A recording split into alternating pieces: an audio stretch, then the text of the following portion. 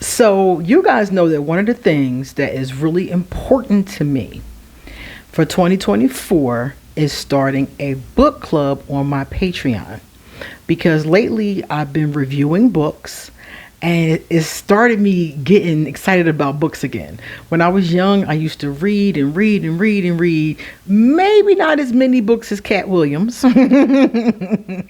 but a lot. Okay. So I've been getting this bug in me that I want to do this book club.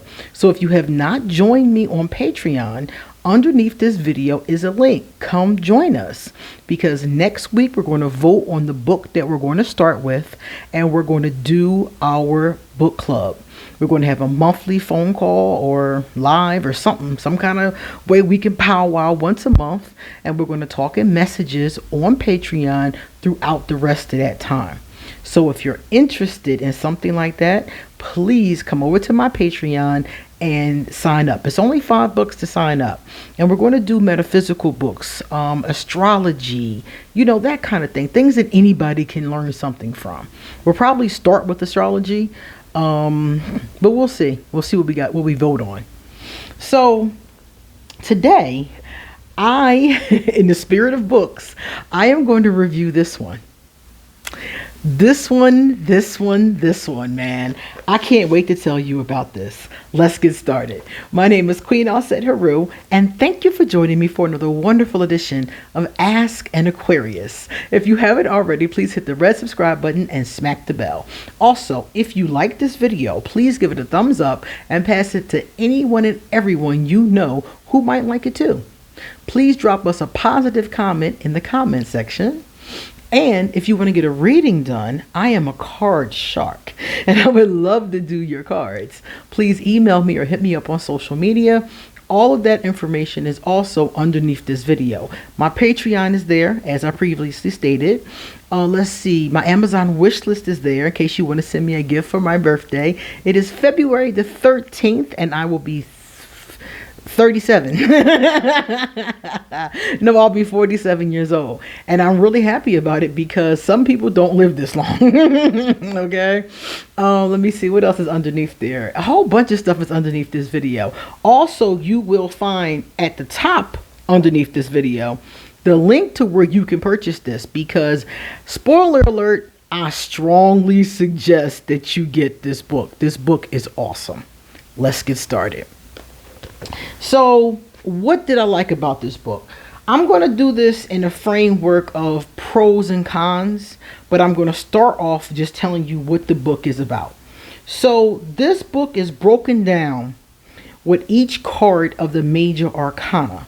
So every chapter is a different card. So it goes from the Fool to the Magician to the High Priestess, so forth, so on, up to the World.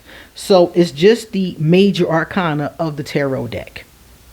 And each of these chapters goes along with the energy, the theme, the understanding of that particular card.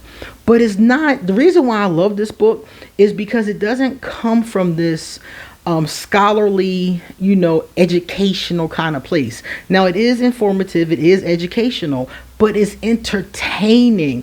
The writing style is so fun and it's refreshing, and the author's voice is very open-minded, and you get that all through the messages, and her life story is woven all the way through, along with she uses stories from some of her clients. Oh my God. For the Devil card, she had some clients that were gold diggers. Oh, that was so decent. I love that chapter. So she had different chapters that had really good stuff. And it was so many different emotions that I felt as I read this book. So like I said, it goes from zero to the world. And then I'm going to tell you some of the specifics in a second. But basically, it just weaves this way through, explaining to you everything that you need to know under, like I said, the energy of these cards. So if you're somebody who is a beginner, this book can be really interesting to you because it will help you to see the card in everyday life, not just by keywords or intuitively. You get to see how the cards play out in somebody's life. So I thought that was awesome. And that's what made it so entertaining to me. And if you're not a beginner, if you're somebody like me who's been professionally reading for decades, you're still going to get a lot out of it because it's entertaining, it's interesting, it's funny. And I guarantee you, if you are a professional reader or somebody who reads, as a hobby or any of that, you're going to recognize some of your own clients in here, because some of the stories that she told and things that people said to her, like this one older lady is coming to her about a guy. And the guy is clearly playing her. I mean, it's clear. And you see this a lot, unfortunately, when you're doing love readings. So it was just different things in there. And I was like, yep, I've heard that. Yep, I've heard that. Yep, I've heard that. So I thought it was just so awesome in that kind of way. I was utterly and thoroughly entertained. And it's a fast read. I read it in a few hours because when they first sent it to me, I was like, okay, I'll put it on the list basically. And if I had known that I could read it in 4 hours, I would have hadn't read it. But it is a really fast read. So now let me break down. I'm gonna give you my pros, my cons, and my favorite quote from the book. First of all, I really don't have any cons. There was nothing about the book that I didn't like or I even felt like needed to be changed. It's great the way that it is. However, I did have some suggestions. The first one I have here is that she needs to do a part 2. She needs to do a part 2, maybe 2, 3, 4, and 5. Hear me out. I feel like she needs to do the minor arcana, the court cards, and the minor arcana, because I feel like once again it's going to help people who are readers to see how the cards show up in somebody's everyday life. So for example, who has she met who is the King of Cups, and how did that go down? So I think it would be wonderful if she would do the entire major arcana. She could do a book 2 and put it all in there. That could be a lot. Or she could do it by suit, do the 4 suits and just do the court cards with the suit. That probably would be the easiest way. But bottom line is, that's one suggestion. And the last thing I have to say is she recommended some decks. She recommended some decks in here, and all the decks that she recommended, I agree with her, will be easy to use and good for beginners. But when I looked through the decks, none of them were attractive to me. I have 500 decks, and I got like 50 around me that are more attractive than the ones that she suggested. So I would say if you're looking at this and you're brand new and you look at the decks that she mentioned, that's cool, but venture out and look at some more, because there's all kinds of art and themes and fun things and interesting things and tough and all kind of stuff. So she for me, she didn't pick out one deck I would actually use. I have the Rider-Waite Smith or a clone of it or something like that, probably a couple of them, but nothing I would actually use. Like, I wanted to see some more fun decks. So I hope that in her next couple of books, she'll add maybe like the Bumbleberry Hallows Tarot, for example. What else can I think of that's fun? The Sufi Tarot is fun. I want to see some more fun decks, some more interesting decks. What's that one I just got? It's I think it's called the Rosebud Tarot. I like that one a lot. I would like to see some different decks. But these are not things that take away from the book. It's just things that I would like to see next time. Now, let me tell you about all my pros. My first pro is that Julia, the author, is very down to earth. She's interesting. I think I said this before. Entertaining, and she's not judgmental. I like how she has friends who are misfits, and she kind of sees herself as a bit of a misfit too, and I like that. She's not this hoity-toity person, and I love that about her energy. That came across very strong. She's not pretentious or a know-it-all. She's like, this is what I do. This is what I think. This might work for you. She's very open-minded. And a lot of people who do tarot books are like, no, this is the only way. You have to do it this way. And if you don't do that, and I'm just like, no, that's not true. That's not true at all. One author was saying that she doesn't do third party readings. So you can't come to her and ask her about how your mama doing or how your cousin doing or something like that. And she was saying that almost as if it was unethical to do so. And Julia is like, look, you got to figure out what's ethical for yourself and what's comfortable, and that's what you do. And I thought that advice made a lot more sense. It was much more down to earth and much more practical. So I like that about Julia. I love that she used herself. I mentioned this earlier. She used her own life. She used how she learned how to do tarot, how she came across it in the first place. It was cool because she wove her own issues. She didn't talk about herself like she was the Dalai Lama. She was very practical in her approach, and I like that a lot. The stories are awesome. They're really awesome. They're fun to read. They're entertaining. The way that she wrote them and delivers them is awesome. This book, I would say, is an A+, definitely. And you guys know it's very rare I give anything an A+, but I give this book an A+.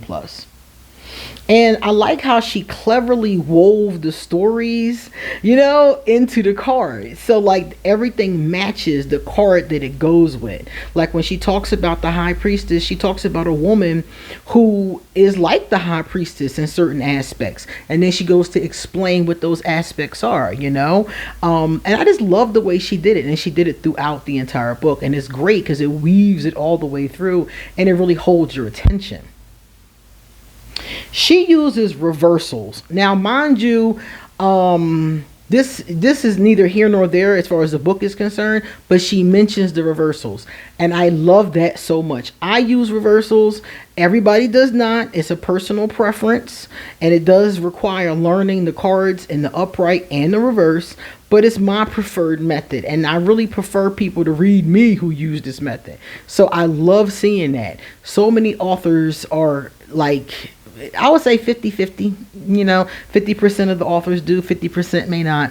But I love to see that because I'm like, okay, so I know she understands the way I am perceiving the information. So that's cool too. These stories are emotionally charged. There's one story about an old man and his granddaughter. Oh, it was heartbreaking. I think that might have been about hope. Maybe that was the star. I don't remember. But it was this whole story, and it was so sad. And then there was a story about a guy who was just a addict and couldn't get it together. That was sad. It's like you go to gamut of the emotions. Some things are hysterically funny. Some things are sad. Some things make you angry. Some things make you want to call your congressman. It's like it has all these different levels of emotion to it. And I really like that. It helped me feel. The clients were realistic and reliable. Remember I said some of them reminded me of clients that I've had. So it wasn't like these over-the-top clients. She had one client that was really rude. It reminded me of one of my rude clients, So I like that aspect of it. Like if you're a reader, you're going to see, I'm telling you, you're going to see many of your clients in this book. She also talks about how a card can be read a number of different ways. Sometimes, remember I said some authors act like it has to be this, it has to be that. She doesn't go into that. She's just like, okay, this is what it means to me. This is the interpretation. I've listened to readers and they say, well, I don't understand how this person got that from this card. And I'm sitting there thinking to myself, that's how they're interpreting it. Right or wrong, I don't know. But that's how they're interpreting it. And people will act like there is a right or wrong, and there really isn't. There is to a certain extent. Like, for example, the High Priestess is the High Priestess. If you say something off the wall that has nothing to do with the High Priestess, then I get it. But there's many ways to read it. You could see it as an actual High Priestess. You could see it as somebody who's into goddess worship. You could see it as somebody who's withdrawn and kind of cold and kind of businesslike. It's a lot of different angles with it depending on the question and the person you're talking to or talking about. So I love the fact that she acknowledges that in a way that a lot of people do not. Let me see. It's not just another reference book. A lot of us have books that have all these different meanings in them and things like that, like for reference. Now, she does take the time to give you in here some tips. Some tips as a reader. That was cool too. I'm going to read one of them when I get to this part. She explains the symbolism of each card in great detail. So if you're familiar with the Rider-Waite-Smith, which is the symbolism that she used the most, and the cards that she showed in the book, that is good. Because if you're familiar with that, then she explains what the Fool's Rose mean. What does the backpack mean? What does the little dog... Like, she explains each part, but doesn't say, this is what this means, that's what that means. She has it in this clever, woven in, language that I was talking about before. So I thought that was decent as well. So let me give you an example of the tips I was talking about. On the last page of each chapter, she has a gray box, and the gray box has a tip in it. So it's something that you can use if it's helpful to you. And some of them are longer than others. Let me try to find a really short one I can read to you. This one isn't short, but I'll tell you what it says. It says, trusting your intuition is a hard thing for a lot of people. Heck, what am I saying? It can be challenging for me. The tarot cards secure those first intuitive senses as a pictorial backup, but I continue to test myself and try to strengthen my intuition in different ways. So this whole paragraph here is about how to trust your own intuition, and this is her tip for this particular card, which is the High Priestess. So you see how intuition goes with the High Priestess, and then the story goes with the High Priestess, and so forth and so on. So this is actually one of the longer chapters, because the chapters really aren't that long. So every chapter has one of those little tips, and I thought that was cool. Another tip here is from the Lovers. The Lovers tip is learning the basics. Get one or more good books that help you define the cards and learn the fundamental spreads. Awesome. You would not believe how many people buy a deck and just start using it and are talking out their neck. It's crazy, okay? Yes, please study. Get some books, get some spreads. Even if you're not going to use them later, please get the information. And the last part I like, this is the quote that I like. She has different quotes in here that I was like, whoa, she has a lot of wisdom. That Yoda-like wisdom, I love it, right? Listen to this. If you look at the equality meaning of the Lover's card, then the cure to problems of love is love. But true love begins with the self, and that's an old trope. That is the last thing a hurting person wants to hear.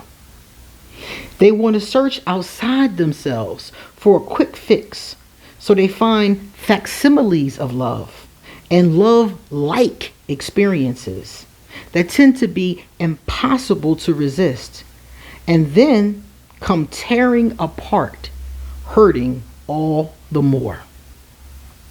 I love this quote because this is exactly what I run into when I'm talking to people about loving themselves, because I always tell people, like she said, the solution to a love problem is more love.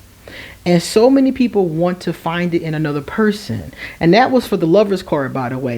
A quote came out of that section. And so many people want to find it with another person. But you have to find it in yourself. Because if you don't find it in yourself, you're making it more difficult to find another person who's going to truly love you. You have to vibrate. This is all about law of attraction. You have to vibrate. It's energy. You have to vibrate in such a way that you draw to you the right person. So if you don't love yourself, you're going to keep drawing to you people who don't love you either. And I talk to my clients about this and everybody who will listen so many times. And to see that there, I was like, wow, me and her are here. We are right here. I wonder if she's an Aquarius, because I was like, whoa, okay. So, and in the rare cases of people who are able to draw love to them without loving themselves first, those people have the tendency to ruin the other person. So now you love me unconditionally, but I don't love myself, and I really don't even know how to love you unconditionally. I think I do, and those times are people that come to me and their partner has totally drained them. Okay. So I love the fact that she picked up on those types of things that happen in all of our everyday lives, especially as a tarot reader. So if you're somebody who likes to read, if you're into tarot, even if you're not a professional reader, even if you're just somebody who likes the cards, this would be interesting to you. You would learn life lessons from it, you know? So I recommend this book highly. And I don't recommend all books highly. I recommend them, or maybe not, but this one I think is a must read. And like I said, it's a really quick read. For those of you who are crunched for time, you'll be able to find time for this one. So I want to thank Julia's people that sent over this book for me to review. I also met Julia on Instagram, and I promised her I would send her a link to this video.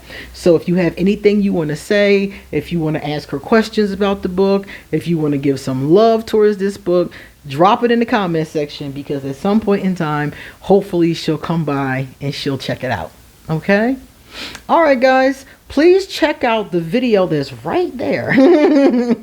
If you like this one, you'll probably like some of my other work. And please come back soon, because I have so much more to say. See you later.